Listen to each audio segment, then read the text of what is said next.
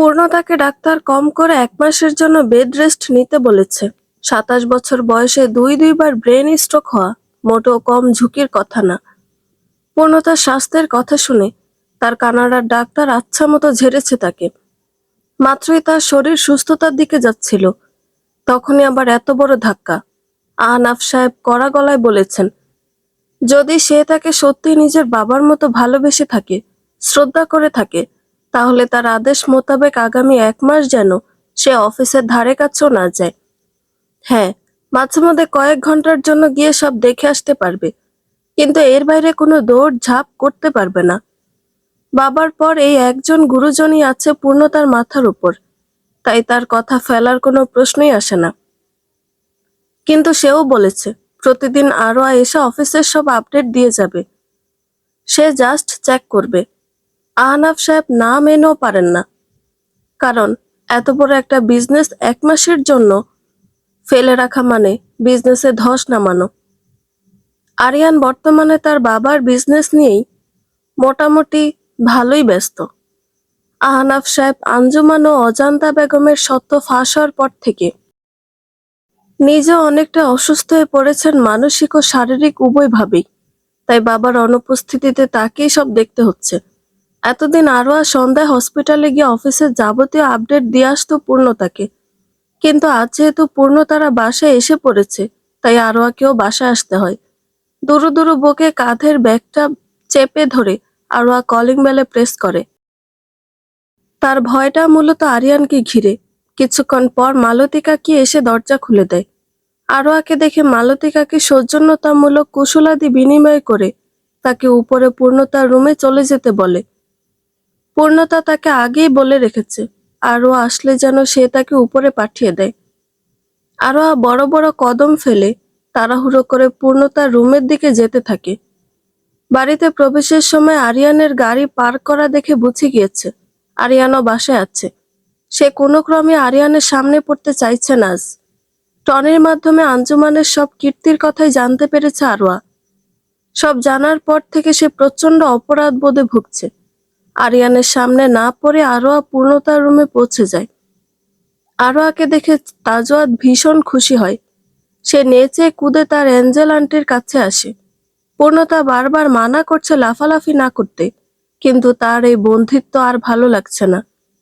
আরোয়া নিজের ব্যাগ থেকে 3-4টা ফাইল বের করে পূর্ণতাকে দেয়। পূর্ণতার চোখে চশমা লাগিয়ে সেগুলো দেখতে বসে যায়। তাজওয়াত তখন বায়না ধরে আরোয়ার কাছে। আরোয়া যেন তাকে একটু ছাদ থেকে ঘুরিয়ে নিয়ে আসে। পূর্ণতা যদিও প্রথমে ছেলেকে পারমিশন দেয় না ছাদে যাওয়ার, কিন্তু পরবর্তীতে তাজওয়াদের মুখ ফোলানো দেখে পারমিশন দিয়ে দেয়। মায়ের থেকে পারমিশন পেতেই তাজওয়াদ তার অ্যাঞ্জেল আন্টির সাথে ছাদে চলে যায়। ছাদে এসে তাজওয়াদ আরোয়ার হাত ধরেই ঘুরতে থাকে। বেশ কিছুক্ষণ হাঁটাহাঁটি করার পর মালতী কাকি এসে তাদের ডেকে নিচে নিয়ে যায়। তারা দুজন পুনরায় রুমে ফিরে আসলে সেখানে পূর্ণতার সাথে আরিয়ানকেও দেখতে পায়। তাজওয়াত তার আলু মামাকে দেখে আরোয়ার হাত ছেড়ে দৌড়ে তার কাছে যেতে নিলে কার্পেটের সাথে পা বেঁধে উষ্টা খেয়ে পড়ে যেতে নেয়, কিন্তু আরিয়ান তাড়াতাড়ি উঠে তাকে নিচে পড়া থেকে বাঁচিয়ে নেয়। এমনিতেই ভাঙা হাত আর ফাটা মাথা নিয়ে আজই হসপিটাল থেকে ফিরেছে বাচ্চাটা, তার উপর এমন একটা দুর্ঘটনা ঘটতে ঘটতে বেঁচেছে। আরিয়ান যখন তাজওয়াতকে ধরার জন্য লাফ দিয়ে সোফার উপর থেকে উঠেছিল, তখন তার হাঁটুর সাথে জোরে বাড়ি লাগে সোফার সামনে থাকা সেন্টার টেবিলের সাথে। সে যদিও ব্যথা পায় নিজের হাঁটুতে, কিন্তু সেদিকে এতটা ধ্যান দেয় না। সেন্টার টেবিলের সাথে আরিয়ানের পায়ের সংঘর্ষ হওয়ার কারণে টেবিলটা নড়ে গিয়ে সেটার ওপর থাকা আরোয়ার ব্যাগটা উল্টে নিচে পড়ে যায়। ব্যাগটার চেন খোলা থাকার কারণে ব্যাগ ভেতরে থাকা সবকিছু ফ্লোরে ছড়িয়ে ছিটিয়ে যায়, আর তাদের সকলের অগোচরে তার ব্যাগের ভেতরে থাকা ডায়েরিটা সোফার নিচে চলে যায়। পূর্ণতা ছেলেকে ভাইয়ের কোলে থেকে নিয়ে প্রথমে বুকে আগলে নিল, পরে বেশ বকা দেয়। বকবেই না কেন? যদি পড়ে যেত তাহলে হাতের অবস্থা আরো খারাপ হয়ে যেত না? কিন্তু আরিয়ান ও আরোয়ার জন্য এতটা বকতে পারে না। আরিয়ান তাজওয়াতকে নিজের কোলে টেনে নিয়ে তাকে নিয়ে চলে যায় ব্যালকনিতে, আর আরোয়া পূর্ণতাকে শান্ত করার চেষ্টা করে। মায়ের বকুনি খেয়ে তাজওয়াত কাঁদছে বলে আরিয়ান তাকে ব্যালকনিতে নিয়ে এসে নানান কথা বলে, তার কান্না থামানোর চেষ্টা করতে থাকে। কিন্তু তাজওয়াত কিছুতেই কান্না থামাচ্ছে না দেখে আরিয়ানের মাথায় হুট করে একটা বুদ্ধি আসে। সে নিজের পকেট থেকে ফোন বের করে জাওয়াতকে ভিডিও কল দেয়। জাওয়াত আরিয়ানের কলটা রিসিভ করার পর ছেলেকে কাঁদতে দেখে অস্থির হয়ে যায়। সে আরিয়ানকে জিজ্ঞেস করে, আরিয়ান, তাজ কাঁদছে কেন? ও কি আবারও ব্যথা পেয়েছে? আরে ভাই, আপনার ছেলে উপরে যতটা শান্ত দেখায় তার চেয়েও বেশি অশান্ত সে। একটু আগে আরেকটা অঘটন ঘটাতে যাচ্ছিল, দৌড়ে আমার কাছে আসছিল, কার্পেটের সাথে পা বেঁধে পড়ে যাচ্ছিল। আমি ধরে ফেলায় রক্ষা পেয়েছে। এর জন্য ওর মা আর আপনার হাত পাগল বউ বকেছে বাচ্চাটাকে। তাই কাঁদছে, নিন থামান ওকে। আরিয়ান তাজওয়াতকে কোলে নিয়ে ব্যালকনিতে থাকা কাউচে বসে পড়ে। তারপর ফোনের স্ক্রিনটা তাজওয়াদের মুখোমুখি করে। তাজওয়াতকে ঠোঁট উল্টে চোখ ডলতে ডলতে কাঁদতে দেখে জাওয়াদের বুকটা হু হু করে ওঠে। সে আদরে গলায় বলে, সোনা বাচ্চা, তাকাও আমার দিকে। বাবা, কান্না করেন আর। মাম্মা কি তোমায় বকা দিত যদি তুমি পড়ে যেতে না ধরতে? My prince, don't cry anymore, it's hurt me deeply বাচ্চা। জাওয়াদের কথা শুনে আস্তে আস্তে তাজওয়াদের কান্না থামতে থাকে, কিন্তু পুরোপুরি থামে না। সাথে সাথে সে নাক টানতে টানতে বলে, Y you Al কপিং my mamma? ভালো uncle, are you a copy cat? Jawad বুঝতে পারে না সে পূর্ণতার কোন কাজটি আবার কপি করলো। সে অবুঝ গলায় ছেলেকে জিজ্ঞেস করে, কি কপি করলাম আবার সোনা? এই যে মাই প্রিন্স, বাবা, চুনা, এসব তো আমার মাম্মাই তো বলে। আল এত আদল কোলে মাম্মাই বলে আমাকে। জাওয়াদ এবার বুঝতে পারে বিষয়টা। সে একটা মুচকি হাসি দিয়ে বলে, ভালো আঙ্কেল বুঝি তাজওয়াতকে আদর করে না? হুম, কলে তো। মাম্মার মতোই কলে আদল, কলে। আর মাম্মাকে কপিও কলে, ভালো আঙ্কেল। কথাটা বলেই তাজওয়াত খিলখিল করে হেসে দেয়, যেন সে ভালো আঙ্কেলকে কপিক্যাট প্রমাণ করতে পেরে ভীষণ খুশি হয়েছে। তাজওয়াতকে হাসতে দেখে জাওয়াদের বুকের ভেতরের ভারী ভাবটা কমে যায় অনেকটাই। আরিয়ানা স্বস্তির নিঃশ্বাস ফেলে। তাজওয়াত কিছুক্ষণ আগে মায়ের বকুনি ভুলে গিয়ে চঞ্চল চিত্তে ভালো আঙ্কেলের সাথে কথা বলতে থাকে। সুস্থ হলে সে কি কি করতে চায়, স্কুলে আর কয়টা ফ্রেন্ড বানাবে, ইত্যাদি ইত্যাদি বিষয়ে প্রফুল্ল মুখে জাওয়াতকে বলতে থাকে। জাওয়াদও বিরক্তিহীনভাবে ছেলের কথা শুনতে থাকে। কখনো কোনো বিষয়ে তার মতামত দেওয়ার প্রয়োজন বোধ করলে তাও নিঃসংকোচে দেয়। আরিয়ান তাদের বাপ বেটার কাণ্ড কারখানা বসে বসে দেখতে থাকে। তারা দুজন এক প্রকার আরিয়ানের অস্তিত্বকে ভুলে গিয়ে নিজেদের খেয়াল মতো কথা বলছে দেখে আরিয়ান মিসে অভিমান দেখিয়ে বলে, তোমাদের দুজনের কথা বলিয়ে দিলাম আমি, আর আমাকে তোমরা ভুলে গেলে? যাও, কাটটি তোমাদের সাথে। কথাটা বলে আরিয়ান তাজওয়াতকে নিজের কোল থেকে নামিয়ে পাশে বসিয়ে দেয়। তারপর নিজে মুখ গোমড়া করে অন্যদিকে তাকিয়ে থাকে। আলু মামাকে অভিমান করতে দেখে তাজওয়াতের একটুও ভালো লাগে না। তাই সে জাওয়াতকে বলে, ভালো আঙ্কেল, আলু মামা লাগ করছে কিন্তু কিনু। তাজওয়াত তাকে কি করলো? তুমি যে শুধু ভালো আঙ্কেলের সাথে কথা বলছো তাই হয়তো অভিমান করেছে। আমি এখন কি করব? যা, আলু মামা অভিমান না করলে আল। ঠোঁট উল্টে নিষ্পাপ গলায় জিজ্ঞেস করে তাজওয়াত। জাওয়াত একটু ভাবুক হয়ে বলে, উম তুমি তাকে তাজওয়াত স্পেশাল কিচ্ছি দিয়ে দেখতে পারো। আচ্ছা। তাজওয়াত ফোনটা কাউচের সাথে হেলান দিয়ে দাঁড় করিয়ে রেখে আরিয়ানের কাছে আসে। তারপর নিজের বাম হাত দিয়ে আরিয়ানের মুখটা নিজের দিকে ফিরিয়ে তার গালে একটা হামি দেয়। একটা হামি দেওয়ার পরও যখন আরিয়ান কথা বলছে না, তখন সে একের পর এক দিতেই থাকে, যতক্ষণ না আরিয়ানের অভিমান দূর হয়। এত আদরে ভাবে অভিমান দূর করার চেষ্টা করা হলে সে অভিমানের স্থায়িত্ব কি বেশিক্ষণ হয়? একদমই না। আরিয়ানও আর অভিমান করে থাকতে পারে না ভাগ্নের সাথে। তাজওয়াদ আরো কিছুক্ষণ জাওয়াদের সাথে কথা বলে মনটা একটু ফুরফুরে তারপরে আরিয়ানের সাথে রুমে চলে আসে। রুমে এসে দেখে আরোয়া ততক্ষণে বাসায় চলে গিয়েছে। তার রুমমেট মেয়েটার নাকি হঠাৎই শরীর খারাপ করেছে, তাই তাড়াহুড়ো করে চলে গিয়েছে। পূর্ণতার ছেলেকে কোলে তুলে ওয়াশরুমে নিয়ে যায় তাকে ফ্রেশ করাতে। এরই মাঝে এশারের আজান দিয়ে দেওয়ায় আরিয়ান নামাজ পড়বে বলে পূর্ণতাদের থেকে বিদায় নিয়ে সেন্টার টেবিলের ওপরে থাকা তার ফোনটা নিতে গেলে তার হাতে লেগে একটা কলম পড়ে গিয়ে সেটা গড়িয়ে সোফার তলে চলে যায়। আরিয়ান কলমটা তোলার জন্য নিচে বসে সোফার তলে উকি দিলে সেখানে কলমটার সাথে আরেকটা কিছু দেখতে পায়। আরিয়ান কৌতূহলবশত সেটা বের করলে বুঝতে পারে এটা একটা ডায়েরি। সে গলা উঁচিয়ে পূর্ণতাকে জিজ্ঞেস করে, বনু, তোর কোনো ডায়েরি পড়ে গিয়ে সোফার তলে চলে গিয়েছিল? পূর্ণতা ওয়াশরুম থেকে উত্তর দেয়, না তো ভাইয়া। কেন, কি হয়েছে? তো সোফার নিচে একটা ডায়েরির মতো পেলাম, দাঁড়া দেখি জিনিসটা কি। আরিয়ান প্রচন্ড কৌতূহল নিয়ে ডায়েরিটা খুললে প্রথম পেজেই দেখতে পায় সেখানে গোটা গোটা অক্ষরে লেখা রয়েছে আমার জীবনের প্রিয় মানুষও তাকে নিয়ে হওয়া অনুভূতিগুলো লেখা শুরু করলাম আজ থেকে। নিচে কয়েক বছর আগের ডেট দেওয়া। আরিয়ান পূর্ণতার লেখা বেশ ভালো করেই চেনে, তাই সে চট করে বুঝে যায় এটা তার বোনের ডায়েরি না। তাহলে কার ডায়েরি এটা? আর এখানেই বা আসলো কি করে? তাদের পরিবারের কারো ডায়েরি লেখার মতো শখ নেই। এসব ভাবতে ভাবতে আরিয়ান আরেকটা পেজ উল্টালে সেখানে তার একখানা ছবি পায়। ছবিটা দেখে যথেষ্ট ভালোই চমকে গিয়েছে। তার ছবি, তাও এমন একজন ব্যক্তির ডায়েরিতে রয়েছে যাকে সে চেনেই না।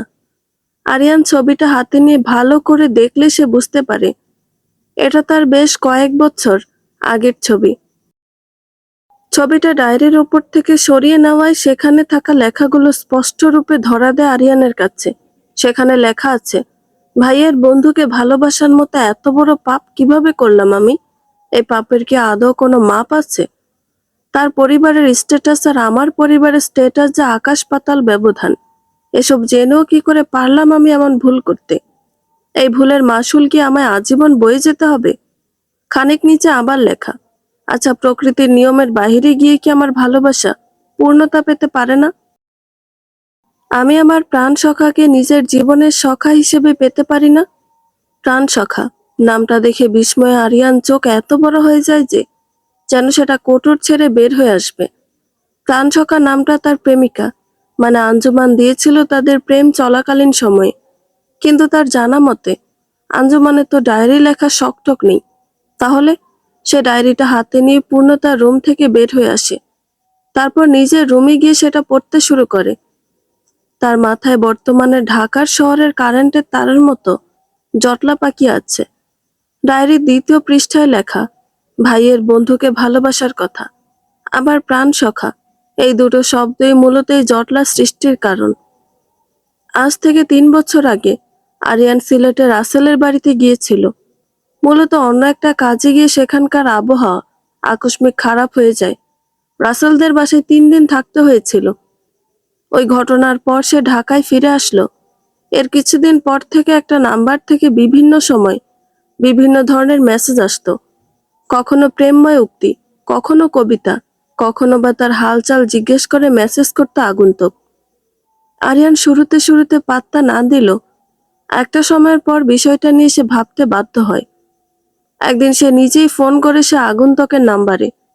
আগন্তুক প্রথমবার কলটা রিসিভ না করলেও দ্বিতীয়বার ঠিকই করে। তার সাথে কিছুক্ষণ কথা বলে জানতে পারে ব্যক্তিটি একজন মেয়ে, কিন্তু মেয়েটি কিছুটা চাপা গলায় কথা বলছিল। আরিয়ান তাকে এমন মেসেজ করার কারণ জিজ্ঞেস করলে সেই মেয়েটি বলে সে আরিয়ানকে পছন্দ করে।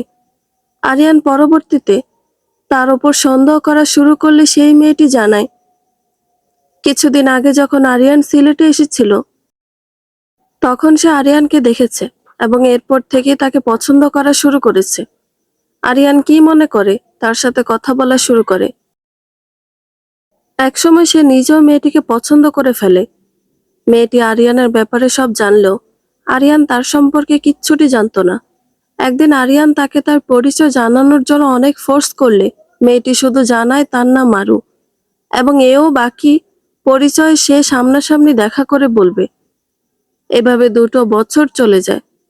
ততদিনে আরিয়ান আরুকে ভালোবেসে ফেলেছে। একদিন আরিয়ান আরুকে দেখা করার প্রস্তাব দিলে আরু শুরুতে দেখা করতে চায় না।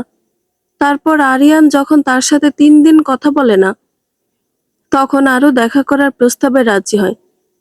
আরিয়ান প্রেয়সীকে দেখতে দ্বিতীয়বারের মতো ছুটে যায় সিলেটে। সিলেটের এক চা বাগানে সেদিন প্রথমবারের মতো আরিয়ান আর আরুর দেখা হয়। মেয়েটিকে দেখে আরিয়ান একটু অবাকই হয়, কেননা মেয়েটি ছিল আঞ্জুমান রুহি। তার দুটো নাম ছোট করে সে আরও বলেছিল। সেখানে 5 দিন থাকার প্ল্যান করে গিয়েছিল আরিয়ান। কিন্তু সিলেটে যাওয়ার তৃতীয় দিনে আরিয়ানকে এক প্রকার বাধ্য হয়ে আঞ্জুমানকে বিয়ে করতে হয়। আঞ্জুমান আরিয়ানকে বলে সে এতিম বলে পরিবারের কোনো বিষয়ে তার মতামত নেওয়া হয় না। এমনকি তার বিয়ে নিয়েও তাকে একবারের জন্য জিজ্ঞেস করা হয়নি। তাকে নাকি একটা রাজমিস্ত্রির সাথে জোরপূর্বক বিয়ে দেওয়ার চেষ্টা করছে তার পরিবার। আরিয়ান যদি আঞ্জুমান মানে আরুকে সত্যিই ভালোবেসে থাকে, তাহলে সে যেন ওই দিনই বিয়ে করে। আরিয়ান দ্বিধাবোধ করলে আঞ্জুমান তাকে ইমোশনাল ব্ল্যাকমেল করা শুরু করে। বলে আরিয়ান যদি তাকে বিয়ে নাও করে তাতেও সমস্যা নেই তার, সে ওই রাজমিস্ত্রিকে বিয়ে করার বদলে সুইসাইড করবে। সহজ সরল আরিয়ান তার কথায় প্রভাবিত হয়ে যায় আর সেদিনে লুকিয়ে বিয়ে করে ফেলে। তারপর আঞ্জুমানি তার গ্রাজুয়েশন কমপ্লিট করার জন্য 1 বছর সময় চায় আরিয়ানের কাছে। আরিয়ানও নিজেকে আরেকটু গুছিয়ে নেওয়ার জন্য সময় দেয়। ডায়েরিটা অর্ধেক পড়ে পুরনো স্মৃতি রোমন্থন শুরু করে আরিয়ান। সেসব ভাবনা থেকে বের হয়ে এসে আরিয়ান ডায়েরির আরেকটা পেজ উল্টালে সেখানে লেখা পায়, নিজের বোনরূপী বেস্ট ফ্রেন্ডের থেকে এত বড় ধোঁকা পাবো কল্পনা তো আনিনি কখনো। আঞ্জুমান আমার থেকে আমার ভালোবাসা কেড়ে নিল ছল করে, আমার আরিয়ানকে কেড়ে নিল। আমি আরোয়া, কখনো আমার জন্য একটা ড্রেস কিনলে? আমি ওর জন্য কিনতাম। ভাবতাম আমার তো তাও মা আর ভাই আছে, ওর তো সকলে থেকেও নেই। সেই আঞ্জুমান আমায় এত বড় ধোঁকা দিল। আমার থেকে আরিয়ানকে কেড়ে নেওয়ার জন্য আমার ক্ষতি করতেও পিছুপা হলো না ও। ও তো জানতো আমি সাঁতার পারি না, তাও কি করে আমায় পানিতে ফেলতে পারলো। জ্বরের শরীর নিয়ে ওর ডাকে সাড়া দিয়ে ঘাটে গিয়েছিলাম, কিন্তু ও কি করলো, আমায় ছল চাতুরি করে পানিতে ফেলে দিল। একটুর জন্য মরতে মরতে বেঁচে ফিরলাম এই যাত্রায়।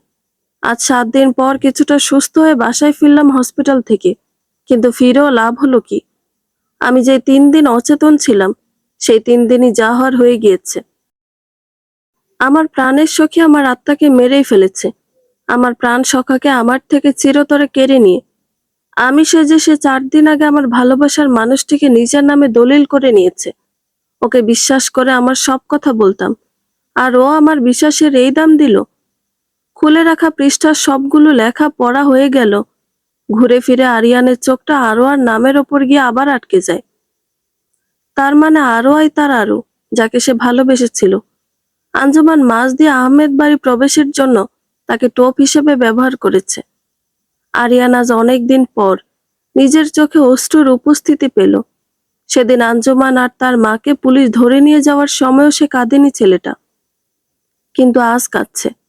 জীবনে এত বড় একটা ধোঁকা পেয়ে ছেলেটা আজ ভীষণই ভেঙে পড়েছে, তাই না চাইতে অশ্রু ঝরিয়ে মনটাকে হালকা করতে চাইছে সে। সাত সকালে পূর্ণতার ফোনটা কর্কশভাবে অনবরত বেজেই চলেছে।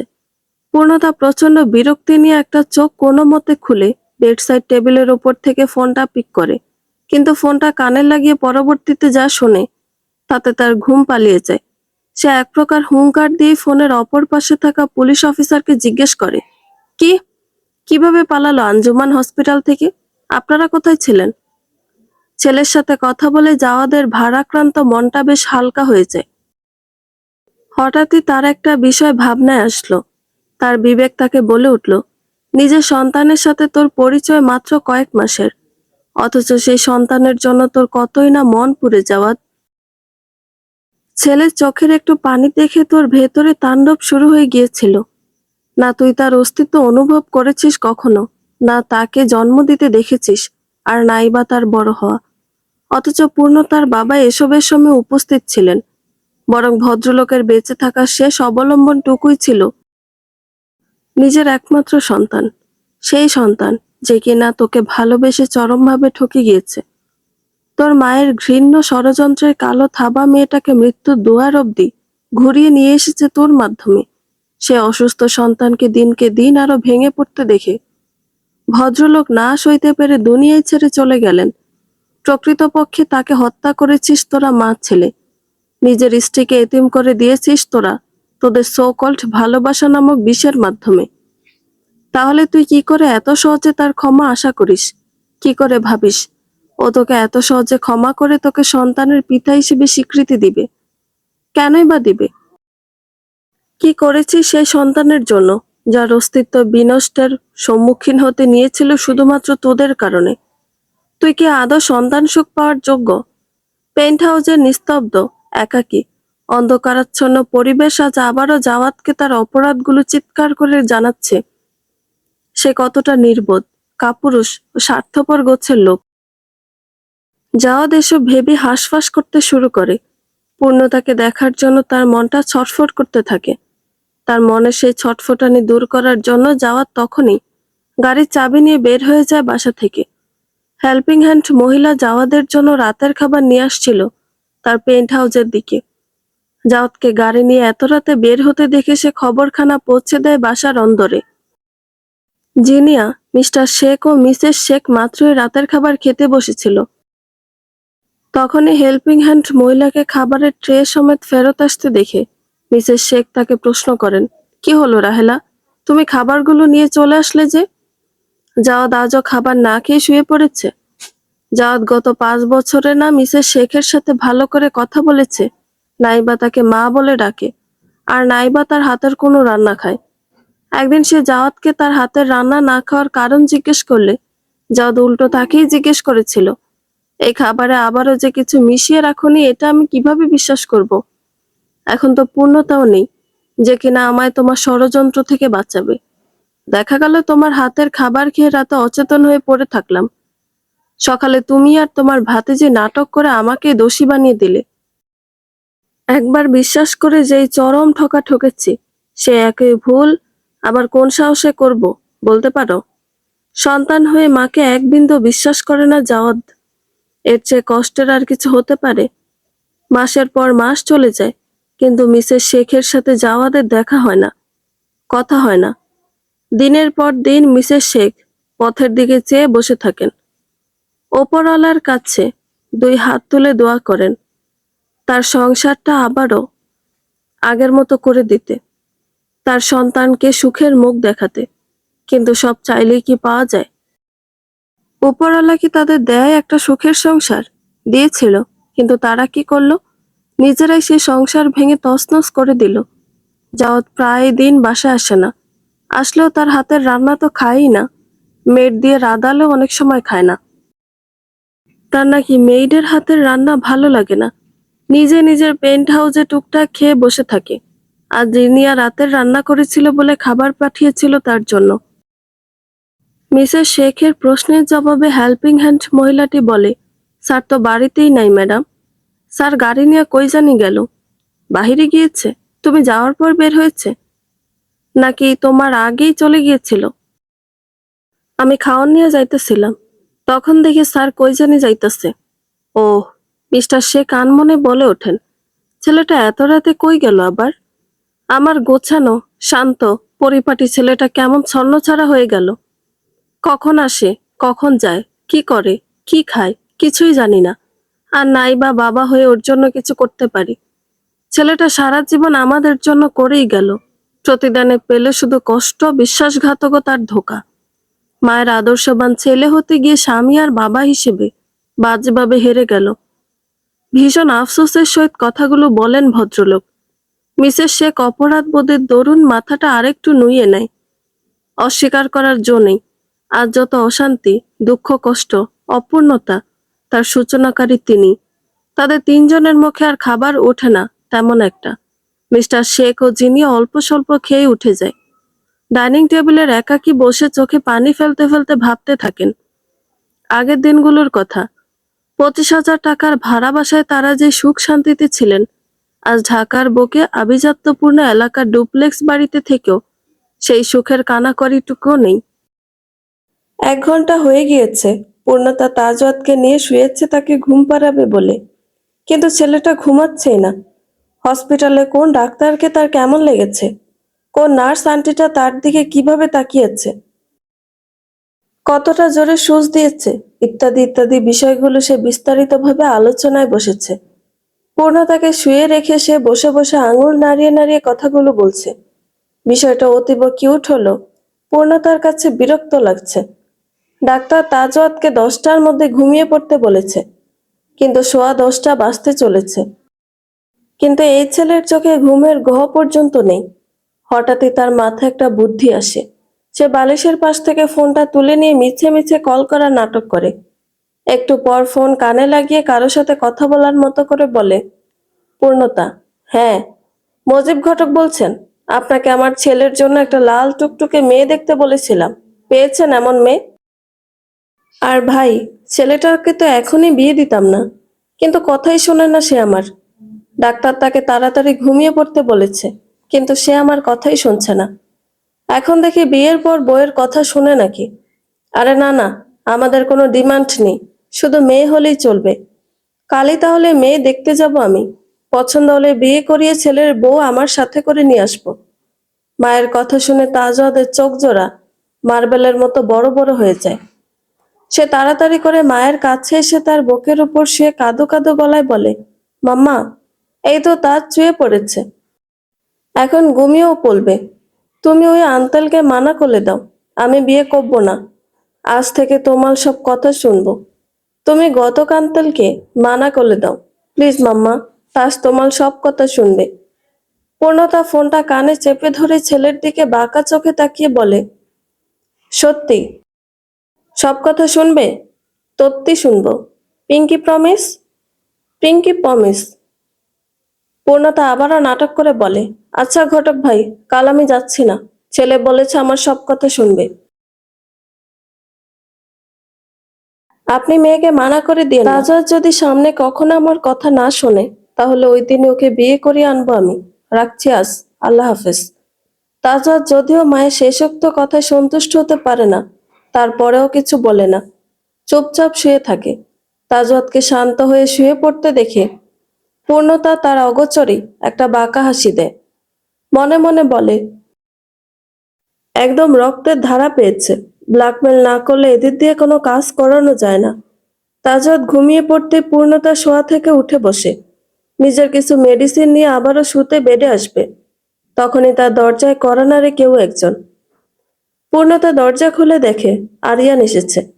এত রাতে আরিয়ানকে তার রুমের বাহিরে দেখতে পেয়ে সে একটু অবাকই হয় বটে। তার অবাক হওয়াটা আরো কয়েক গুণ বেড়ে যায় যখন সে খেয়াল করে দেখে আরিয়ানের চোখ জোড়া হালকা ফুলে লাল হয়ে আছে। চোখের পাপড়িগুলো ভেজা ঠেকলো তার কাছে। বোঝ হওয়ার পর থেকে পূর্ণতা আরিয়ানকে কখনো সহজে কাঁদতে দেখেনি। গত কয়েক বছরে তাদের কত আপনজন মারা গিয়েছে। তাদের মৃত্যুতে হালকা পাতলা চোখ ভেজা দেখেছিল, কিন্তু কখনো এমন চোখ ফোলানো কান্না কাঁদতে দেখেনি। আরিয়ান সহজ সরল, চটপটে গোছের ছেলে। সবাইকে দারুণভাবে হাসাতে পারে ছেলেটা, সেই সাথে নিজেও প্রচুর হাসতে পারে। সেই ছেলে কেঁদে চোখ মুখ ফুলিয়ে ফেলেছে, তার মানে ব্যাপারটা বড়সড়। কিন্তু কেন কাঁদলো আরিয়ান? এই প্রশ্নটা থেকেই যায় পূর্ণতার মন ও মস্তিষ্কে। পূর্ণতা আরিয়ানকে কিছু জিজ্ঞেস করতে নিবে, তার আগে আরিয়ান থমথমে গলায় বলে, বনু, তোর পিয়ে আরোয়ার নাম্বারটা দে তো, একটু দরকার ছিল। আরিয়ানকে আরোয়ার নাম্বার চাইতে দেখে পূর্ণতা বেশ অবাকই হয় বটে, কিন্তু কোনো প্রশ্ন করে না ভাইয়ের থমথমে মুখশ্রী দেখে। সে চুপচাপ নাম্বারটা দিয়ে দেয়। আরিয়ান নাম্বারটা টুকে যখন সেখান থেকে চলে যাওয়ার জন্য পা বাড়াবে, তখনই পূর্ণতা নিজের কৌতূহল সামলাতে না পেরে জিজ্ঞেস করে বসে, আরোয়াকে এত রাতে কি দরকার ভাইয়া? আরিয়ান গম্ভীর গলায় জবাব দেয়, কিছু হিসাব নিকাশ বাকি আছে ওর সাথে আমার। কথাটা বলেই সে ওইখান থেকে প্রস্থান করে। পূর্ণতা তার কথার আগামাথা কিছুই না বুঝতে পেরে হা করে কতক্ষণ তার যাওয়ার দিকে তাকিয়ে থাকে। তারপর দরজা বন্ধ করে ব্যালকনিতে চলে যায়। হালকা ঠান্ডা বাতাস এসে ছুঁয়ে দিতে থাকে পূর্ণতার কোমল বদনখানা। সে গ্রিলের সাথে মাথা ঠেকে আকাশের দিকে তাকিয়ে থাকে। আজ আকাশটা মেঘাচ্ছন্ন, না উঠেছে চাঁদ মামা, আর নাই বা কোনো তারা। খানিক বাদে বাদে বিদ্যুৎ চমকাচ্ছে, রাতে বোধহয় বৃষ্টি নামবে। আকাশ থেকে চোখ সরিয়ে পূর্ণতার রুমে আসার জন্য পা বাড়াবে, তখনই তার নজর যায় তার বাসার সামনের রাস্তায় জাওয়াত বসে আছে ফুটপাতের উপর। পাশে একটা গাড়ি দাঁড় করানো। একটু পরপর মশা বেচারা একবার ডান হাত আরেকবার বাম হাত চুলকাচ্ছে। বোঝাই যাচ্ছে মশারা আস্তাকে নিয়ে চিনিমিনি খেলছে। পূর্ণতা প্রচন্ড বিরক্ত হয়ে জাওয়াদের এই নির্বাপনায়। রাত বাজতে চলেছে 11টা, এখনো এই লোক তার বাসার সামনে বসে আছে। কোনো মানে আছে এসব কাজের? পূর্ণতা একবার ভাবে জাওয়াতকে এভাবে ফেলেই রুমে গিয়ে ঘুমিয়ে পড়বে। মশাদের একটু পার্টি করতে দিই কাজ জাওয়াতকে নিয়ে, কিন্তু তার বিবেক সায় দেয় না। যতই হোক, একসময় পূর্ণতা নিজের সবটা দিয়ে ভালোবেসেছিল জাওয়াতকে। রাগে ফোঁস করতে করতে পূর্ণতা নিচে এসে কিচেন খুঁজে একটা কয়েল বের করে, তারপর সেটা জ্বালিয়ে নিয়ে বাসার বাহিরে এসে সিকিউরিটি গার্ডকে সেটা দিয়ে বলে, বাসার সামনে বসা লোকটাকে এটা দিয়ে আসবেন। যদি জিজ্ঞেস করে এটা কে পাঠিয়েছে, তাহলে আমার কথা বলবেন না, খবরদার। বলবেন আপনি তাকে মশার কামড় খেতে দেখে মানবতার খাতিরে নিয়ে এসেছেন, মনে থাকবে? জি ম্যাডাম। আবারও নিজের রুমের ব্যালকনিতে এসে দাঁড়ায়। সেখানে দাঁড়িয়ে দেখতে থাকে সিকিউরিটি গার্ড আর জাওয়াত কি যেন কথা বলছে। একটু পর জাওয়াত তার ব্যালকনির দিকে তাকিয়ে ফ্লাইং কিস ছুড়ে দেয়। পূর্ণতা থতমত খেয়ে তাড়াতাড়ি করে সেখান থেকে রুমে চলে আসে। তাজওয়াদের পাশে শুয়ে শুয়ে ভাবতে থাকে, জাওয়াত বুঝলো কিভাবে সে তখন ওইখানে দাঁড়িয়ে ছিল। কারণ আজ তার ব্যালকনিটা পুরোপুরি অন্ধকারাচ্ছন্ন ছিল। রুমের লাইন বন্ধ করে অল্প পাওয়ারের ডিম লাইট জ্বালানো ছিল, যার কারণে সেই আলোতেও আলোকিত হয়নি ব্যালকনি। তার এসব ভাবনার মাঝে পূর্ণতার ফোনে মেসেজ আসার টুংটাং আওয়াজ হয়। এত রাতে আবার কে কি মেসেজ পাঠালো, এটা দেখার জন্য পূর্ণতা ফোনটা হাতে তুলে নিলে দেখতে পায় জাওয়াদের নাম্বার থেকে মেসেজ এসেছে। হসপিটালে থাকাকালীন সময় তাজওয়াদের জন্যই তাদের দুজনকে দুজনের নাম্বার এক্সচেঞ্জ করতে হয়েছিল। মেসেজে জাওয়াদ লিখেছে, তাজওয়াদের মাম্মাকে ধন্যবাদ রইল এই অধমের প্রতি এইটুকু রহম করার জন্য।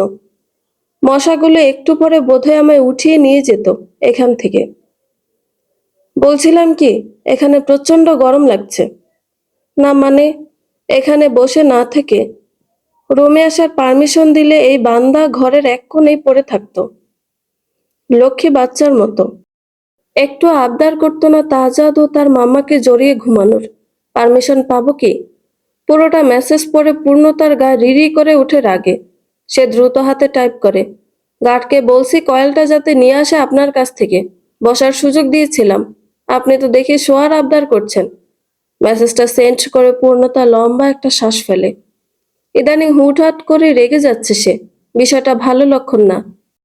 শরীর আরেকটু সুস্থ হলে একজন ভালো সাইকিয়াট্রিস্ট দেখানোর কথা ভাবে সে। তার ভাবনার মাঝে জাওয়াত ফিরতি মেসেজ পাঠায়। সেখানে লেখা ছিল, আস্তাগফিরুল্লাহ 333 বার। এমন করে না বউ, মশারা তাহলে আমাকে নিয়ে বারবিকিউ পার্টি করা শুরু করে দিবে। আচ্ছা ঘুমাও লক্ষ্মীটি, গুড নাইট মাই লেডি। পূর্ণতার নজর আটকে যায় মাই লেডি শব্দটার উপর। ঠোঁট নাড়িয়ে বার কয়েক শব্দটা উচ্চারণ করে। তার অবচেতন মন হুট করে পূর্ণতাকে প্রশ্ন করে বসে, আসলে কি তুই তার, নাকি এসবই তার অপরাধের প্রায়শ্চিত্ত ও সন্তান সুখ পাওয়ার জন্য নতুন কোনো নাটক?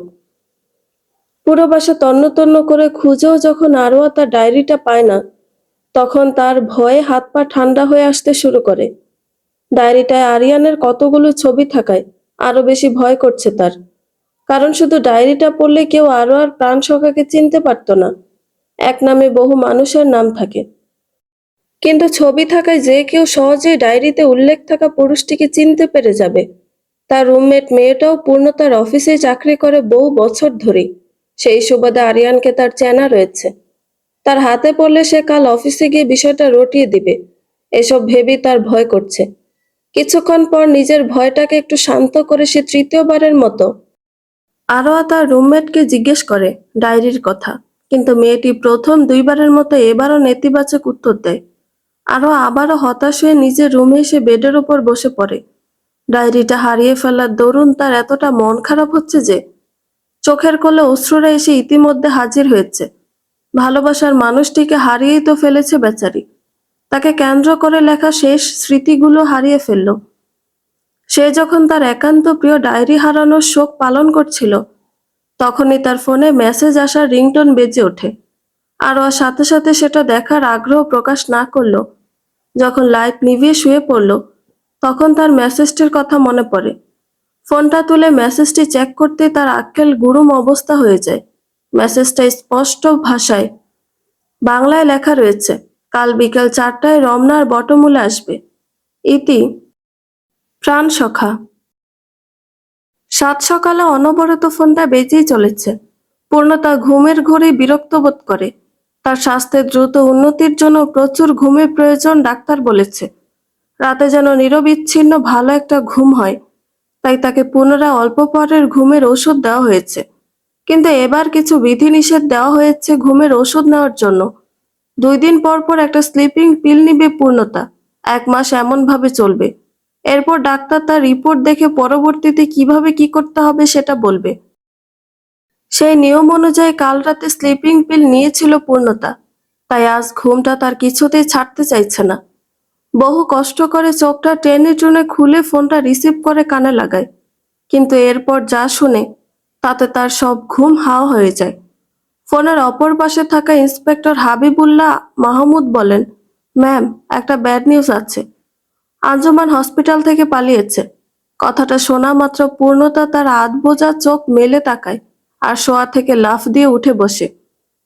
তার এমন করে বসায় তাজওয়া তার বুকের উপর থেকে সরে গিয়ে পাশের বালিশে পড়ে। বেচারা ছোট কুটুমুটু নাকটা বালিশের সাথে বাড়ি লাগায়। ঘুমের ঘোরে সে ফুঁফিয়ে ওঠে। পূর্ণতার ছেলেকে বুকে টেনে নিয়ে পিঠে হাত বুলিয়ে আবারও ঘুম পাড়ায়। তাজওয়াদের পিঠে হাত বুলাতে বুলাতে পূর্ণতা চাপা গলায় দাঁত কিরমিরি ইন্সপেক্টরকে জিজ্ঞেস করে, are you kidding with me inspector? আপনাদের তত্ত্বাবধানে থেকে একজন দাগী আসামি পালালো কি করে? নিজেদের ব্যর্থতার কারণে ইন্সপেক্টর হাবিবের মাথা নুয়ে যায় লজ্জায়। সে অনুতপ্ত হয়ে বলে, ম্যাম, আমরা তার পাহারায় আমাদের একজন কনস্টেবলকে নিয়োজিত করেছিলাম। কনস্টেবলটি আজ ফজরের সময় নামাজ পড়তে যাওয়ার আগে অন্যান্য দিনের ন্যায় একজন নার্স আঞ্জুমানের কেবিনে রেখে যায় নিজের অনুপস্থিতিতে আঞ্জুমানকে পাহারা দিতে। কিন্তু এই নার্সটিই মূলত আঞ্জুমানকে পালাতে সাহায্য করেছে। হোয়াট? এসব কি বলছেন আপনি? হসপিটালের নার্স? হ্যাঁ ম্যাম, আজ আঞ্জুমানকে পুলিশ কাস্টাডিতে নেওয়ার কথা ছিল তার শরীরের অবস্থা একটু উন্নত হয়, কিন্তু ভোর রাতে সে এক নার্সের সহযোগিতায় পালিয়ে যায় হসপিটালের পেছনের রাস্তা দিয়ে। সেখানকার সিসিটিভি ফুটেজ চেক করে আমরা পাই একটা গাড়ি আগের থেকে সেখানে তার জন্য অপেক্ষা করছিল। তারা ওই গাড়ি করেই পালায়। সিসিটিভি ফুটেজে আরও দেখা যায় নার্স মেয়েটিকে দুটো পুরুষ টেনে হিঁচড়ে গাড়িতে তুলে নিয়ে চলে যায়। এর থেকে আমরা ধারণা করছি নার্সটিকে ওরা নিজেদের সাথে জোর করে নিয়ে গিয়েছে, যাতে নার্সটির মাধ্যমে আমরা ওদের পর্যন্ত না পৌঁছাতে পারি। সেদিন পূর্ণতার হাতে বাংলা ওয়াশ হয়ে আঞ্জুমানের অবস্থা এতটাই খারাপ হয়ে গিয়েছিল যে তাকে ইমিডিয়েটলি হসপিটালে ভর্তি করা হয়। ক্ষতবিক্ষত শরীর, ভাঙা হাত ও মুখের একপাশ থেতলে যাওয়া আঞ্জুমানকে ডাক্তাররা কয়েকদিন হসপিটালে রাখার পরামর্শ দেয়। পুলিশ ডাক্তারদের পরামর্শ গ্রহণ করে একজন কনস্টেবলের নজরদারির মাধ্যমে আঞ্জুমানকে হসপিটালেই রাখে। সে একটু সুস্থ হয়ে ওঠায়। গতকাল ডাক্তার আঞ্জুমানকে হসপিটাল থেকে ছুটি দিয়ে দেয়। আজ সকালেই তাকে কারাগারে নেওয়া হতো, কিন্তু তার আগে সে পালিয়ে গেল। ইন্সপেক্টরের কথা শুনে পূর্ণতার কপালে বেশ কয়েকটা চিন্তার রেখা ফুটে ওঠে। কারা আঞ্জুমানকে সহায়তা করলো পালাতে? সেই পুরুষ দুটোই বা কে ছিল? ইত্যাদি প্রশ্নগুলো তার মাথায় ঘুরপাক খেতে থাকে। পূর্ণতা তার ভাবনা থেকে বের হয়ে এসে বলে, আচ্ছা, আপনারা আঞ্জুমানের পালিয়ে যাওয়া গাড়ি নাম্বার দেখতে পেয়েছেন সিসিটিভি ফুটেজে? তাহলে তো ওইটার মাধ্যমে হলো আঞ্জুমানকে ধরা যেতে পারে। আমরা এটাই করতাম যদি পসিবল হতো, কিন্তু ওই গাড়ির কোনো নাম্বার প্লেটই ছিল না। আর যে পুরুষ দুটি নার্সটিকে জোর করে নিয়ে গিয়েছিল তাদের ব্যাপারে কিছু জানতে পেরেছেন inspector? Sorry to say, ma'am, আমরা এখনো তাদের সম্পর্কে কিছু জানতে পারিনি।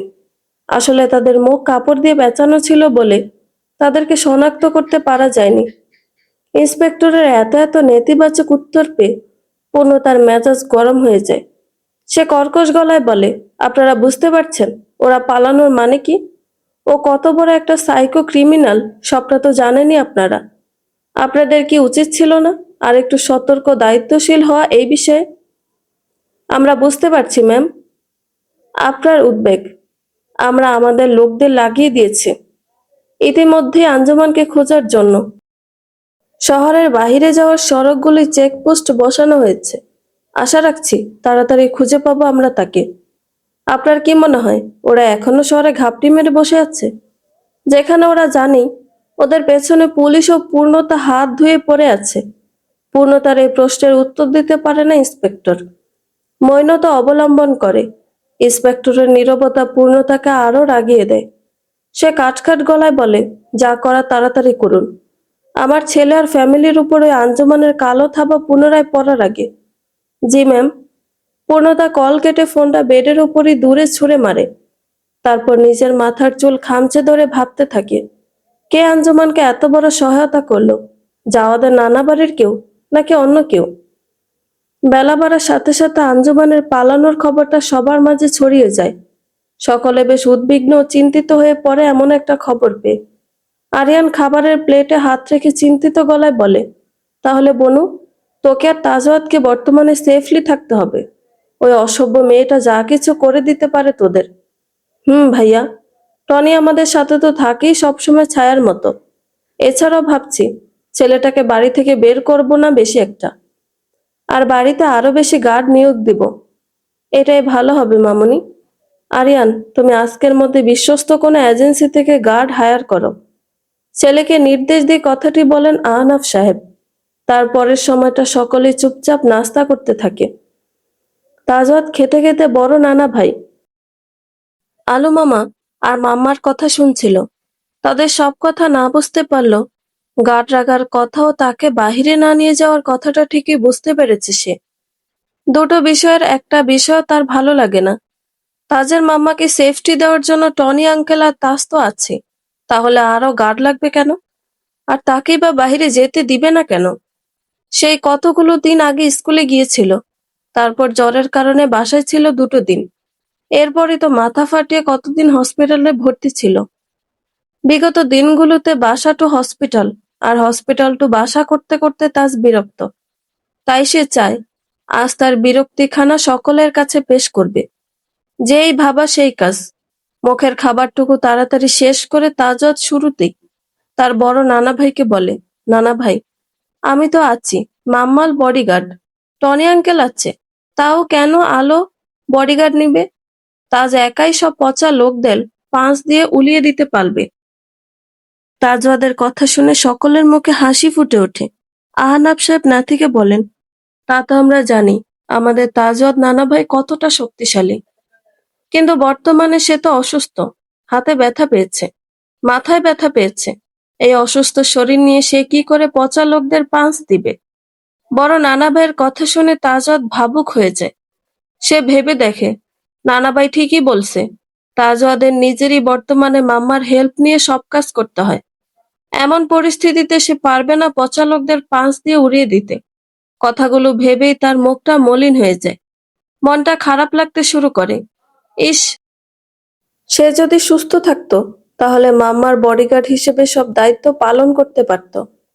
মা পাগল তাজওয়াদের সব ভাবনা চিন্তা একমাত্র তার মাকে কেন্দ্র করে।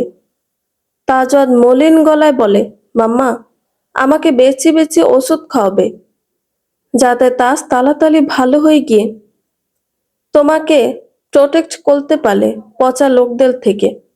নিজের জন্য ছেলের এত ভাবনা দেখে পূর্ণতা আবেগ আপ্লুত হয়ে যায়। ছেলেটা এইটুকু বয়সে মায়ের কথা কত ভাবে। সে ছেলের চেয়ারটা আরেকটু নিজের দিকে টেনে নিয়ে তার কপালে একটা চুমু দিয়ে বলে, তোমার এত টেনশন করতে হবে না সোনা। তোমার মাম্মা একাই 100 পচা লোকদের পাঁচ দিয়ে উড়িয়ে দিতে পারবে। তুমি শুধু মাম্মার কথা শোনো। এই ব্যথা হাত নিয়ে বেশি দুষ্টুমি করো না, তাহলেই মাম্মা খুশি। তাজওয়াদ ভদ্র বাচ্চার মতো মাকে কথা দেয়। সে আর দুষ্টুমি করবে না হাত না ভালো হওয়া পর্যন্ত। আরিয়ান অফিসে চলে যায়। বাসায় রয়ে যায় আহনাফ সাহেব, পূর্ণতা ও তাজওয়াদ। বেলা 11টার দিকে আহমেদ ম্যানশনে কয়েকজন আসে।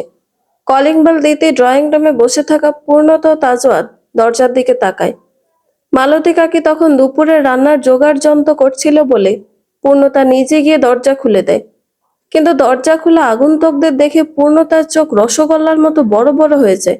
সে ভাবতেও পারেনি তারা আসবে। জিনিয়া, দাঁড়াও, আমার তোমার সাথে কিছু কথা আছে। ক্লাস থেকে বের হয়ে মাত্রই ফোনটা বের করে টনিকে কল করেছিল জিনিয়া। তখনই শিফাত তাকে পেছন থেকে ডেকে ওঠে। জিনিয়া প্রচন্ড বিরক্তি নিয়ে পেছন ফিরে তাকায়, তারপর ভদ্রতা বজায় রেখে বলে, জি ভাইয়া বলেন। শিফাত জিনিয়ার সামনে এসে অ্যাটিটিউড নিয়ে প্যান্টের পকেটে হাত ঢুকিয়ে দাঁড়ায়, তারপর একটা বাঁকা হাসি দিয়ে বলে, তোমার সো কল্ড ফকিন্নি বয়ফ্রেন্ড সম্পর্কে সবকিছু কিন্তু আমি জেনে গিয়েছি। শিফাত পার্সোনালি টনির খোঁজখবর নিয়েছে এবং জানতে পেরেছে সে এতিম। সেটা নিয়ে কটাক্ষ করছে। টনিকে ছোট করে কথা বলায় জিনিয়া প্রচন্ড রেগে যায়। তার ফর্সা মুখশ্রী লাল বর্ণ ধারণ করতে শুরু করে। ভালোবাসার মানুষটির সবকিছু জেনেই জিনিয়া ভালোবেসেছে, তাই আজ তাকে অন্য কেউ সেই বিষয় নিয়ে কটাক্ষ করলে অবশ্যই তার খারাপ লাগবে। জিনিয়া উঁচু গলায় বলে, mind your language mister Shifat. আমার বয়ফ্রেন্ডকে ছোট করে কথা বলার কোনো রাইট আপনার নেই। ও মা, ফকিন্নিকে ফকিন্নি বলবো না তো কি বড়লোক বলবো? আমার বুঝে আসে না, তোমার মতো এমন একটা আগুন সুন্দরী মেয়ে ওই ছোট লোক এতিম ফকিন্নি ছেলেটাকে পছন্দ করলো কিভাবে? না মানে তোমার রুচিতে কুলালো কিভাবে? সিফাতের কথাগুলো শুনে জিনিয়া রাগে থরথর করে কাঁপতে থাকে। সে সিফাতকে উদ্দেশ্য করে বলে, যেভাবে আমার রুচি বলেছিল আপনার মতো মেয়েবাজ, চরিত্রহীন, সো কল্ড বাপের টাকায় ফুটানি করা ছেলেকে রিজেক্ট করতে, সেভাবেই আমার রুচি বলেছিল একজন সৎ, কর্মঠ, শিক্ষিত ছেলের প্রেমে পড়তে। আরে আপনি তো জামা কাপড় পাল্টানোর মতো করে গার্লফ্রেন্ড চেঞ্জ করেন, কিন্তু আমার পছন্দ করা পুরুষটি শুধু আমাতেই আসক্ত। সে এক নারীটিতেই আসক্ত, আপনার মতো করে 12 ভাতারি না। তার টাকা পয়সা হয়তো আপনার মতো এত নেই, কিন্তু তার যা আছে তা আপনার কশমিন কালো ছিল না, আর হবেও না। ফার্দার যদি আপনি আমার বয়ফ্রেন্ডকে নিয়ে এমন কিছু বলেছেন, সেদিন আপনার জিভ টেনে ছিঁড়ে ফেলবো। অসভ্য, ইতর, কুকুর শ্রেণীর লোক কোথাকার। সিফাতকে ইচ্ছা মতো ঝেড়ে জিনিয়া সেখান থেকে চলে যায়, তাকে কিছু বলার সুযোগ না দিয়ে। অন্যদিকে সিফাত তার প্রস্থানের দিকে রক্তলাল চক্ষু নিয়ে তাকিয়ে থাকে। জিনিয়া চোখের আড়াল হয়ে যেতেই সিফাত আশেপাশে তাকালে দেখতে পায় চলতি পথে অনেক স্টুডেন্ট দাঁড়িয়ে দাঁড়িয়ে উক্ত ঘটনা দেখেছে আর বর্তমানে তার উপর হাসছে।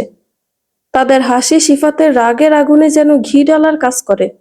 সে রাগে ফোঁসফোঁস করতে করতে সেখান থেকে চলে যায়। এতক্ষণ কলে থাকা টনি নীরবে জিনি ও সিফাতের ঝগড়া শুনছিল। জিনিয়ার খেয়াল ছিল না যে টনি এতক্ষণ কলে ছিল। সে রেগেমেগে যত দ্রুত সম্ভব একটা রিক্সা ডেকে ভার্সিটি থেকে বাসার উদ্দেশ্যে রওনা হয়। একটু পর টনি কলটা কেটে দিয়ে ডেস্কের ওপর 2 হাত রেখে তার ওপর মাথা রাখে। এত বড় হয়ে নিজের চোখের পানি কাউকে দেখাতে চাচ্ছে না ছেলেটা, তাই এমনটা করলো সে। ছোট ছোট কদম ফেলে আরোয়া ঘাড় ঘুরিয়ে এদিক সেদিক দেখতে দেখতে হাঁটছে। মূলত সে আরিয়ানকে খুঁজছে। এত মানুষের ভিড়ে সে পাচ্ছে না আরিয়ানকে। আনমনে হাঁটতে হাঁটতে হঠাৎই কারোর সাথে ধাক্কা লাগে তার। আরোয়া ভয় পেয়ে 2 কদম পিছিয়ে গিয়ে আগন্তুকের দিকে না তাকিয়েই খানিক ভীত গলায় বলে, সরি সরি, আমি ইচ্ছে করে ধাক্কা দেইনি। তার ক্ষমার প্রত্যুত্তরে আগন্তুক রাশভারী গলায় বলে, ইটস ওকে, আমি তোমার বেশি কাছে চলে এসেছিলাম, তাই ধাক্কা লেগে গিয়েছে।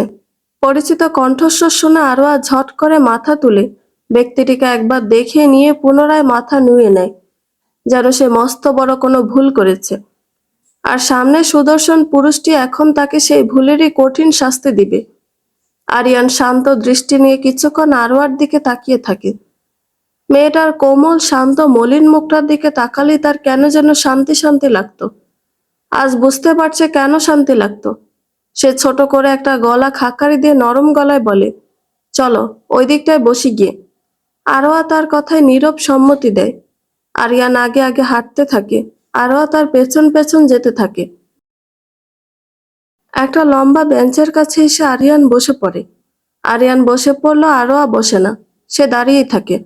আরিয়ান তাকে দাঁড়িয়ে থাকতে দেখে গম্ভীর গলায় বলে, মিস আরোয়া, আপনাকে কি এখন বসার জন্য নিমন্ত্রণপত্র দিতে হবে? আরিয়ানের কথা শুনে আরোয়া ধপ করে বসে পড়ে বেঞ্চটার অপর প্রান্তে। বেশ কিছুক্ষণ নীরবতার মাঝেই কেটে যায়। সময় যত যেতে থাকে আরোয়ার নার্ভাসনেস ততই বাড়তে থাকে। নীরবতার চাদর ছিন্ন করে আরিয়ানই প্রথমে বলতে শুরু করে, তুমি আঞ্জুমানের সব ছলচাতুরি আমার কাছে এসে ফাঁস করলে না কেন? কেন জানালে না ওই ব্লাডি বিচ একটা ফ্রড? আরোয়া ঠোঁটের কোণে বিষাদময় হাসি ফুটিয়ে তুলে বলে, আমি বললে আপনি বিশ্বাস করতেন? এটার কি গ্যারান্টি আছে?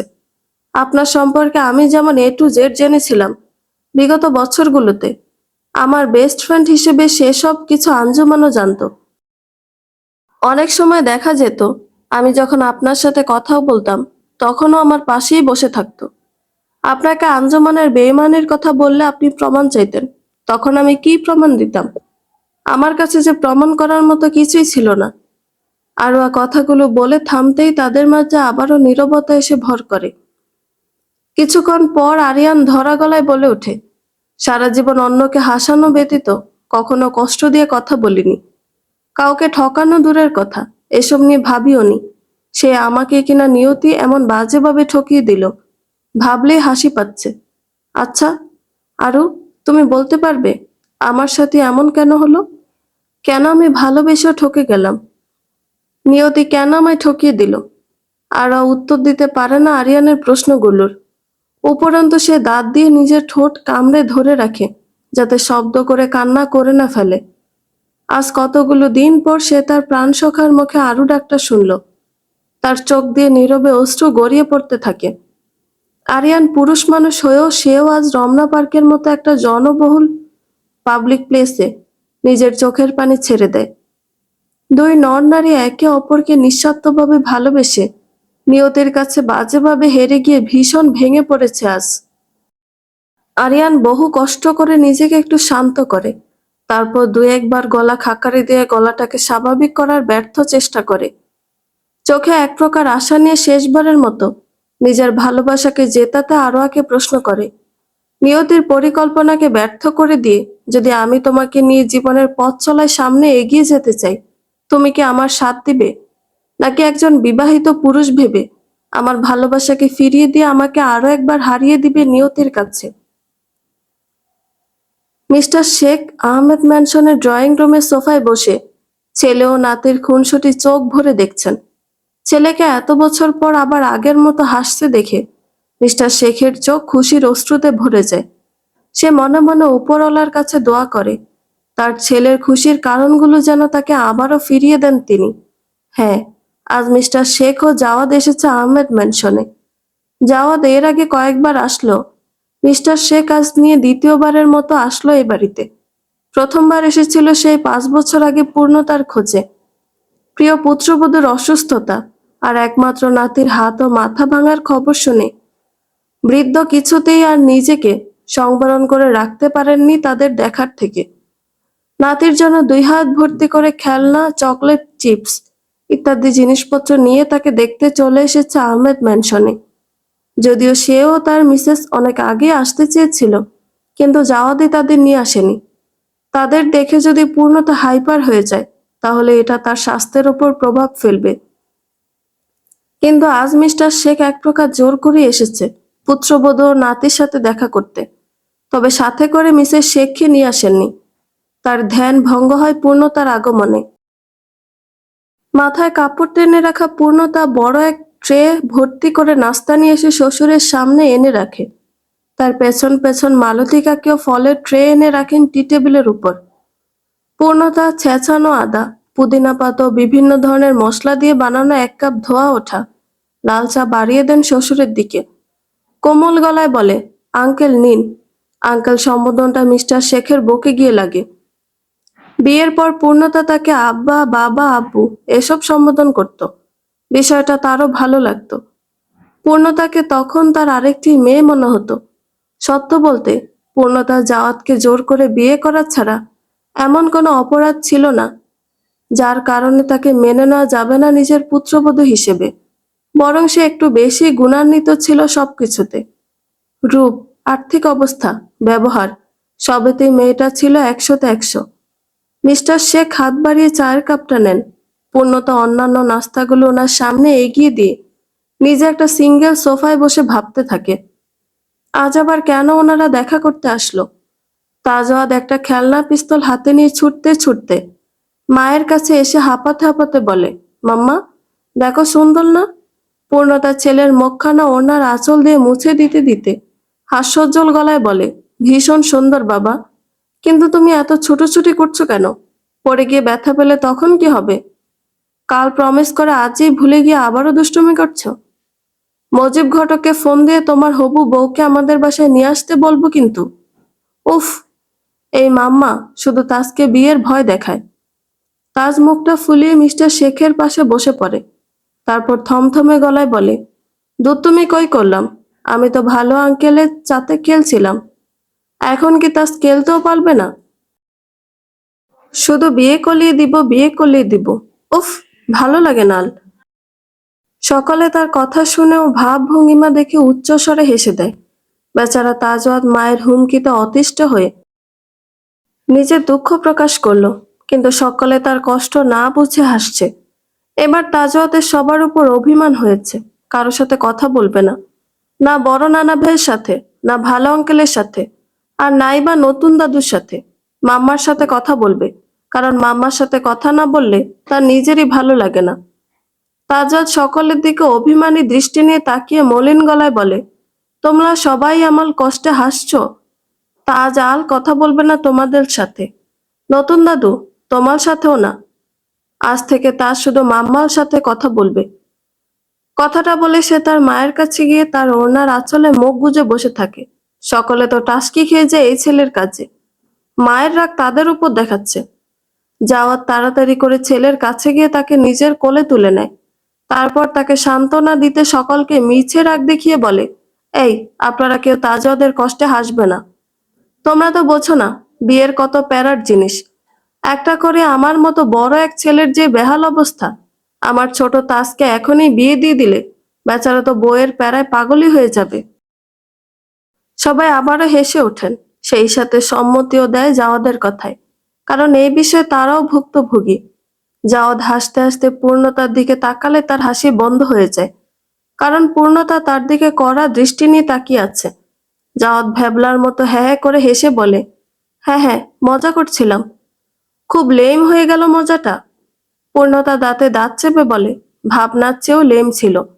আর বলদের মতো হাসা বন্ধ করুন। জাওয়াদ তার কথা শুনে মুখটা গোমরা করে নেয়। পূর্ণতা তাজওয়াতকে কোলে তুলে উপরে উঠবার আগে মিস্টার শেখকে উদ্দেশ্য করে বলে, আপনারা বসুন আঙ্কেল, আমি ওকে গোসল করিয়ে নিয়ে আসি। বেলা গড়িয়ে গেলে আবার ঠান্ডা লেগে যাবে ওর। আর হ্যাঁ, আজ কিন্তু খেয়ে যাবেন দুপুরের খাবার, না খাইয়ে ছাড়বো না। মিস্টার শেখ মাথা দুলিয়ে হেসে বলে, তুমি না বললেও খেয়েই যাবো আজ। কতদিন হলো তোমার হাতের রান্না খাই না। পূর্ণতা তার কথার প্রত্যুত্তরে শুধু একটা মলিন হাসি দিয়ে উপরে চলে যায় ছেলেকে নিয়ে। পূর্ণতারা চলে যেতে জাওয়াত কেমন উসখুস করতে থাকে। মিস্টার শেখ আর আহনাফ সাহেব বসে বসে কথা বলছেন। জাওয়াদের তাদের দিকে মনোযোগ নেই। সে বারবার চোখ ঘুরিয়ে ফিরিয়ে উপরের দিকে তাকাচ্ছে। একটু পর সে বসা থেকে ঠাস করে উঠে দাঁড়ায়। তারপর হঠাৎই নিজের প্যাট চেপে ধরে কাতরানো স্বরে বলে, প্যাটের মধ্যে কেমন কেমন করছে বাবা, আমি ওয়াশরুম থেকে আসছি, তোমরা কথা বলো। কথাটা বলে তাদেরকে কিছু বলার সুযোগ না দিয়ে সে বড় বড় কদম ফেলে সিঁড়ি বেয়ে উপরে উঠে যায়। মিস্টার শেখ আর আহনাফ সাহেব হা করে তার যাওয়া দেখে আর একে অপরের মুখ চাওয়াচাই করতে থাকে। কিছুক্ষণ পর জাওয়াদের কর্মকাণ্ড বুঝতে পেরে দুজনে উচ্চস্বরে হেসে দেয়। এত বড় ছেলে কি কাণ্ডটাই না করলো বইয়ের কাছে যাওয়ার জন্য। জাওয়াত সবগুলো সিঁড়ি বেয়ে উপরে ওঠার পর লম্বা একটা শ্বাস ফেলে। তারও লজ্জা লাগছে এমন কাহিনী করে উপরে আসার জন্য, কিন্তু সে নিজেকে বুঝ দিল এখন লজ্জা পাওয়ার সময় না। বইয়ের রাগ ভাঙিয়ে ঘরের লক্ষ্মীকে ঘরে ফিরিয়ে নেওয়া হোক আগে, তারপর এসব লজ্জা নিয়ে ভাবা যাবে। যাওয়া দ্রুত পা চালিয়ে পূর্ণতার রুমে এসে পৌঁছায়। দরজার সামনে দাঁড়িয়ে ভেতরে উকি দিলে কাউকেই দেখতে পায় না। বোধহয় তাজওয়াতকে ওয়াশরুমে নিয়ে গিয়েছে পূর্ণতা। সে ভেতরে প্রবেশের জন্য পা বাড়াবেই তখনই পূর্ণতার ফোনটা সশব্দে বাজতে শুরু করে। অনবরত ফোন বাজতে থাকায় পূর্ণতা ওয়াশরুম থেকে বের হয়ে আসে। চঞ্চল হাতে ফোনটা রিসিভ করে কানে লাগালে সে বুঝতে পারে অফিস থেকে কল করা হয়েছে তাকে। পূর্ণতা গলা উঁচিয়ে তাজওয়াতকে উদ্দেশ্য করে বলে, আব্বু, তুমি বাথ বোম গুলো পানিতে ছাড়ো, আমি কলটা পিক করে আসছি। তাজওয়াদ ওয়াশরুমের ভেতর থেকে বলে, আচ্ছা মাম্মা। পূর্ণতা কথা বলতে বলতে ব্যালকনিতে চলে যায়। জাওয়াদ এতক্ষণ রুমের বাহিরে দাঁড়িয়ে সবটা ঘটনা দেখে। পূর্ণতা ব্যালকনিতে যেতে সে রুমে প্রবেশ করে। যার জন্য জাওয়াদের আশা সেই তো রুমে নেই। তাই সে যেখানে সেখানেই চলে যায় জাওয়াদ। সে ওয়াশরুমে দরজার সামনে এসে দেখে তাজওয়াদ বাথটাবের পানিতে দাঁড়িয়ে আছে আর একটা একটা করে বাথ বোম পানিতে ছাড়ছে। বাথ বোমগুলো কয়েক মিনিটের মধ্যেই পানির সাথে মিশে গিয়ে একটা একটা করে খেলনা বের হয়ে আসছে, যা দেখে তাজওয়াদ তো মহা খুশি। তাজওয়াদ আরেকটা বাথ বোম হাতে নিয়ে পানিতে ছাড়বে, তখনই তার নজরে এসে পড়ে জাওয়াদের উপর। তার তো ভালো আঙ্কেলকে দেখে খুশি আরো কয়েক গুণ বেড়ে যায়। সে মুখ ভর্তি হাসি নিয়ে জাওয়াদকে ডেকে বলে, ভালো আঙ্কেল তুমি আছো, এদিকে আছো, দেখো কত সুন্দর না। জাওয়াদ ওয়াশরুমের ভেতরে ঢুকতে ঢুকতে বলে, হ্যাঁ বাবা, অনেক সুন্দর। তাজওয়াদ তার কথা শুনে দারুণ আনন্দ পায়। সে কিছু একটা ভেবে পুনরায় জাওয়াদকে জিজ্ঞেস করে, আঙ্কেল তুমি আমার সাথে একটা গেম খেলবে? গেম? তা ওয়াশরুমে? ছেলের কথা শুনে জাওয়াদ একটু দ্বিধায় পড়ে যায়। সে অবুঝ গলায় বলে, ওয়াশরুমে কি গেম খেলবো সোনা? তাজওয়াদ তার প্রশ্নের উত্তর দেয় না, বরং হুট করে তার ছোট মগটা দিয়ে বাথটাব থেকে এক মগ পানি উঠিয়ে জাওয়াদের দিকে ছুড়ে দিয়ে দাঁত কেলিয়ে বলে, ওয়াটার থ্রোয়িং গেম। কথাটা বলে আরো এক মগ পানি ছুড়ে দিয়ে জাওয়াদকে আবারও ভিজিয়ে দেয়। অন্যদিকে তাজওয়াদের এহেন কাণ্ডে জাওয়াদ প্রথমে বোকা বনে গেল, একটু পর নিজেকে সামলে নিয়ে সেও আর একটা মগ নিয়ে তাজওয়াদকেও ভিজিয়ে দেয়। দুই বাপ বেটা লেগে যায় নিজেদের মতো আনন্দ করতে। এদিকে পূর্ণতা তার কথা শেষ করে এসে তাড়াতাড়ি করে ওয়াশরুমের দিকে পা বাড়ায়, কিন্তু ওয়াশরুমের দরজার সামনে এসে দাঁড়ানোর পরপরই তাদের এমন কাণ্ড দেখে তার মাথা ঘুরে যায়। জাওয়াদ ও তাজওয়াদ দুজনেই কাক ভেজা হয়ে গিয়েছে ততক্ষণে। পূর্ণতা তাদেরকে মনের সুখে এই অদ্ভুত খেলা খেলতে দেখে কিছু বলতেও ভুলে যায়। হঠাৎই পূর্ণতার মাথায় আসে তাজওয়াদ অনেকক্ষণ ধরে পানিতে ভিজছে। তার এতক্ষণ পানিতে থাকা মানে আবার জ্বর ঠান্ডায় ভোগা। তাই সে তাদের খেলায় ব্যাঘাত ঘটিয়ে চিল্লিয়ে বলে ওঠে, তাজওয়াদ, জাওয়াদ, আপনারা কি করছেন এসব? থামুন আপনারা। পূর্ণতার গলার আওয়াজ পেয়ে তাজওয়াদ আর জাওয়াদ ভয় পেয়ে যায়। জাওয়াদ তার দিকে ফিরে তাকানোর জন্য মন নেয়, কিন্তু দুর্ভাগ্যবশত ফ্লোরে থাকা সাবান পানিতে স্লিপ কেটে ধাপ করে বাথটাবের পানিতে পড়ে যায়। তাকে এভাবে পড়তে দেখে পূর্ণতার চোখ আগের থেকে দ্বিগুণ বড় হয়ে যায়। তাজওয়াদও বোকা বনে যায় জাওয়াদকে এভাবে পড়ে যেতে দেখে। পূর্ণতা সাবধানে কিন্তু দ্রুত পায়ে হেঁটে আসে বাথটাবের নিকট। তারপর এক হাত দিয়ে জাওয়াদের শার্ট খামচে ধরে তাকে পানি থেকে ওঠায়। বেকায়দায় পড়ে যাওয়ায় জাওয়াদ হাবুডুবু খাচ্ছিল পানিতে। পূর্ণতা তাকে ওঠানোয় হাঁফ ছেড়ে বাঁচে। পূর্ণতা উদ্বিগ্ন হয়ে তাকে জিজ্ঞেস করে, আপনি ঠিক আছেন তো?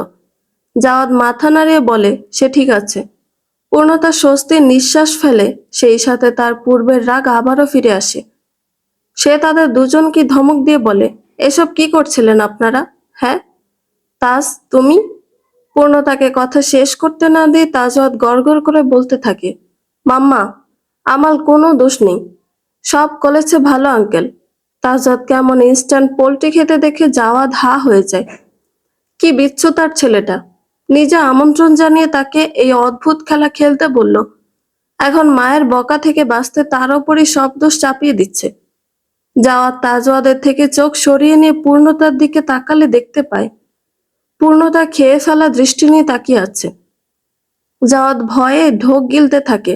একটু পরপরই পূর্ণতা তাজওয়াদকে ভাতটাব থেকে বের করিয়ে বকতে বকতে গোসল করাতে থাকে। ইচ্ছে তো করছে দুজনকে উল্টো করে বেঁধে পিটাই। তাজ, তোমার শরীর অসুস্থ, বেশিক্ষণ পানিতে ভেজা নিষেধ তোমার। তুমি কেন তোমার ভালো আঙ্কেলকে মানা করনি? তাজওয়াদ মিনমিনিয়ে বলে, সরি মাম্মা, আল হবে না এমন। আজ শুধু একটা হাঁচি দাও তুমি, তোমাকে ইয়াবর ইঞ্জেকশন তো দেওয়াবই, সেই সাথে কালই বিয়ে করিয়ে দিব তোমার। তোমার বউ এসে তোমাকে দুষ্টুমি কমাবে, না হলে দেখছি তুমি দুষ্টুমি কমাচ্ছই না। তাজওয়াদ কাঁদো কাঁদো গলায় বলে, প্রমিস মাম্মা, তাজওয়াদ দুষ্টুমি করবে না। তুমি বিয়ে করলে দিও না আমায়। পূর্ণতা আর কিছু বলে না। তাজওয়াদকে তার ছোট বাথরোব পরিয়ে কোলে তুলে নেয়। ওয়াশরুম থেকে বের হওয়ার সময় তার নজর পড়ে ভেজা বেড়াল হয়ে দাঁড়িয়ে থাকা জাওয়াদের ওপর। তাকে দেখে পূর্ণতার মেজাজ খারাপের পারদ আরো এক ধাপ বেড়ে যায়। সে দাঁতে দাঁত চেপে বলে, শাওয়ার নিতে থাকুন আপনি, মালিক কাকা ড্রেস এনে দিচ্ছে আপনাকে। পূর্ণতার কথা শুনে জাওয়াদ তার মুখটা আরো দুঃখী দুঃখী বানিয়ে নেয়। পূর্ণতা ওয়াশরুম থেকে বাহিরে এসে চটজলদি তাজওয়াদকে রেডি করিয়ে দেয়। তারপর চঞ্চল পায়ে হেঁটে আরিয়ানের রুমে চলে যায়। সেখান থেকে আরিয়ানের এক স্যুট ড্রেস এনে জাওয়াদকে দেয়। আরিয়ানের ড্রেসগুলো যদিও জাওয়াদের একটু টাইট হয়, কারণ আরিয়ানের থেকে জাওয়াদ আরেকটু বেশি লম্বা চওড়া এবং তার স্বাস্থ্য আরিয়ানের থেকে বেশ ভালোই। তাই বলে জাওয়াদ মোটা নয় কিন্তু। মালিক আকার ড্রেস না পেয়ে সে একটা স্বস্তির নিঃশ্বাস ফেলে আর লক্ষ্মী বাচ্চার মতো পরে নেয় সেগুলি। বাহিরে এসে দেখে পূর্ণতা তাজওয়াদকে হ্যান্ডব্যাগ পরাচ্ছে গলায়। মুখটা তার থমথমে। জাওয়াদ একটা শুকনো ঢোক গিলে তাদের কাছে যাওয়ার জন্য পা বাড়ায়। ব্যাগটা পরানো শেষে পূর্ণতা তাজওয়াদের থেকে সরে আসতে নিবে, তখনই তাজওয়াদ বেডের ওপর দাঁড়িয়ে বাম হাত দিয়ে তার মায়ের গলা জড়িয়ে ধরে, তার গালে চুমু দিতে থাকে আর বলে, মাম্মা, আমার সোনা মাম্মা, তুমি লাগ করলো নাল। তাজ এবার পাক্কা প্রমিস করছে আল দুষ্টুমি করবে না। দেখো, তাজ তোমাকে তার স্পেশাল চুমু দিচ্ছে, তাও তুমি লাগ করলে থাকবে? পূর্ণতা আর চোখে ছেলের মলিন মুখের পানে তাকায়। এত কিউট বেবি ফেস করে তাজওয়াদ তার কাছে মাফ চায় যে। পূর্ণতা আর রাগ করে থাকতেই পারে না। তাও সে গম্ভীর গলায় বলে, আর যদি দুষ্টুমি করেছ, এবার আমি তোমার কোনো কথা শুনবো না, একদম বিয়ে করিয়ে দিব বলে দিলাম। তাজওয়াদ ভদ্র বাচ্চার মতো মায়ের কথা মেনে নেয় এবারের জন্য। জাওয়াদ এতক্ষণ মা ছেলের মান অভিমান ভাঙানোর কাণ্ড কারখানা দেখছিল। সে এগিয়ে আসতেই পূর্ণতা তাকে উদ্দেশ্য করে বলে, আপনারা দুজন নিচে যান, আমি শাওয়ার নিয়ে আসছি। আচ্ছা।